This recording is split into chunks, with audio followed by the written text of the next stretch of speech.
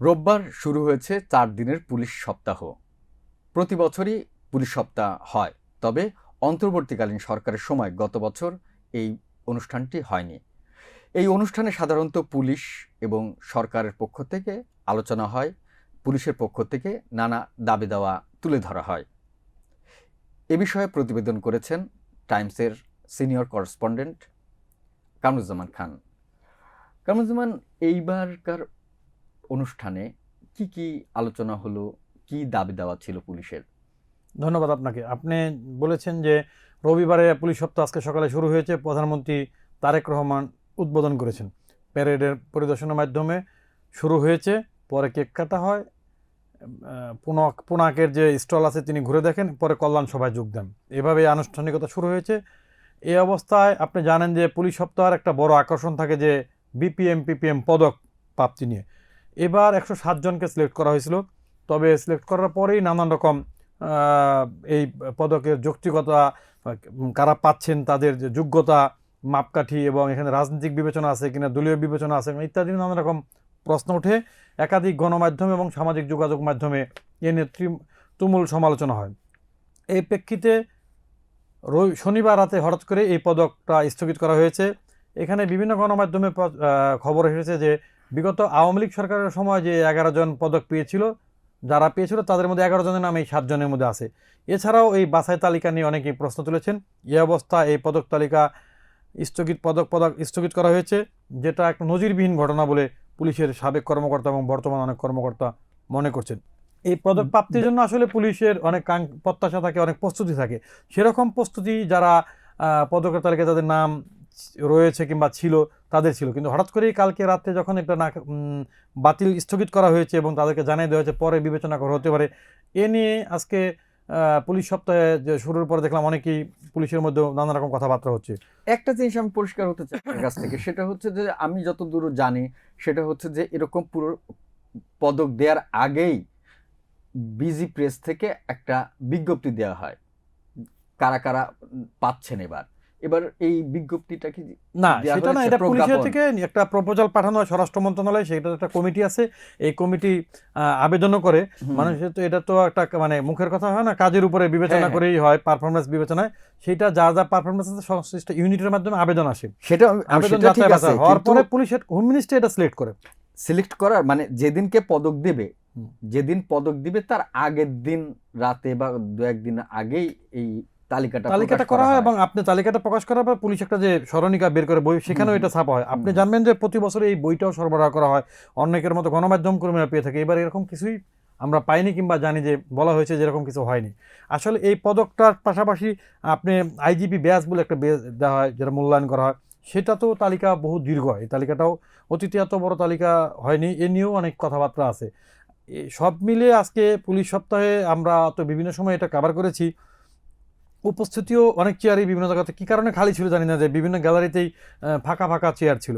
মানে এতে ইভেন উপস্থাপনাতেও কিছুটা ছন্দপতন অনেকেই লক্ষ্য করেছেন। মোটা দাগে মানে মানে যে আয়োজনে করা হয়, যে মানে সেলিব্রেশন থাকে সেটা না, এবার সেরকমই হয়েছে। বাট ওই যে 7 জনকে যদি মাননীয় প্রধানমন্ত্রী পদক পরাতে একটা সময় লাগতো, সেইটা তো আজকে কাটছাট হয়েছে। আমরা সাধারণত দেখে থাকি যে এই পুলিশ সপ্তাহে পুলিশের পক্ষ থেকে নানা দাবি তোলা হয়। এইবার কি কি দাবি তোলা হয়েছে এবং সেগুলোর ব্যাপারে প্রধানমন্ত্রীর কি প্রতিশ্রুতি?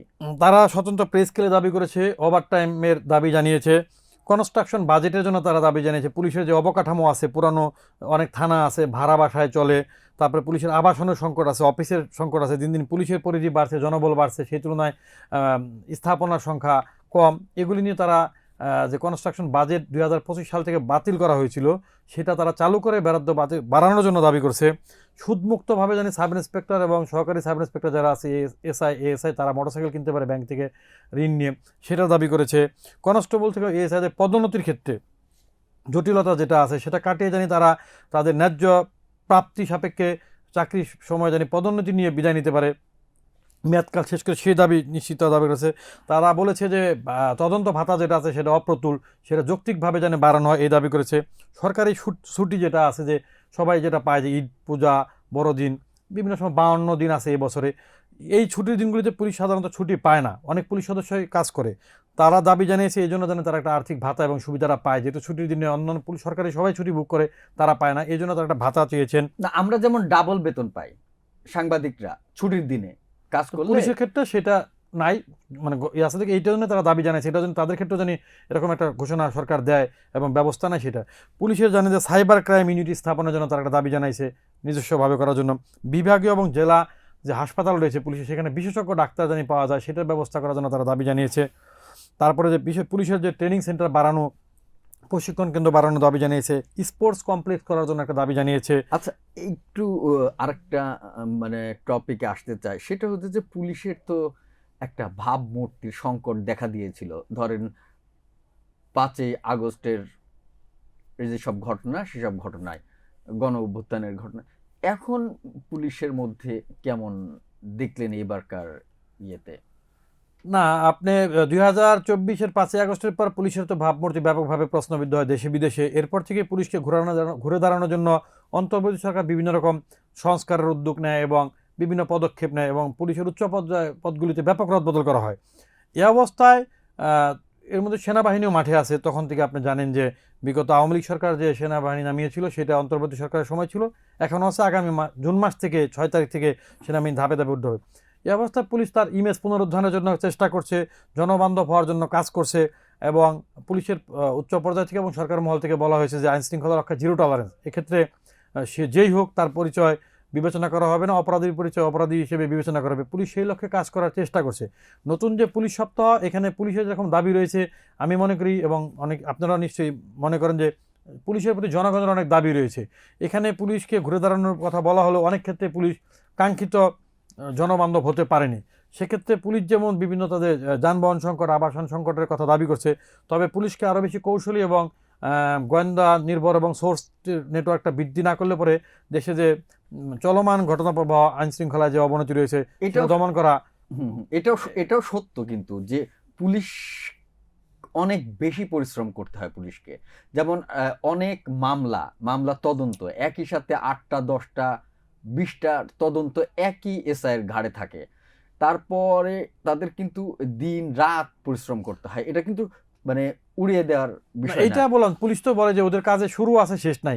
ভিআইপি ডিউটিতে গেছে, ভিআইপি আসতে দেরি হলো তাদের রাস্তায় থাকতে হয়, একটা অপারেশনে গেছে, সেটা কখন শেষ হবে জানে না। এই কারণে তারা ওভার টাইমটা দাবি করেছে। কিন্তু পুলিশের পক্ষ থেকে বলা হচ্ছে তাদের তো রেস্টের প্রয়োজন আছে। একটা রেস্ট না করলে, কন্টিনিউ রেস্ট করলে মানুষ তো যে কোনো মানুষই অসুস্থ হয়ে যায়। তাদের এই দাবিগুলিও আজকে তারা উত্থাপন করেছে। আগামী সোমবারও প্রধানমন্ত্রীর সাথে তাদের একটা মিটিং রয়েছে, সেখানেও কিন্তু এই দাবিগুলি, বাকি যে কিছু দাবি আছে সেগুলি তারা উত্থাপন করবে। এই জন্য পুলিশের পক্ষ থেকে একাধিক সাব কমিটি করা হয়েছে, সাব কমিটির মাধ্যমে দাবিগুলি প্রেস করা হয় সরকারের বিভিন্ন দপ্তরে।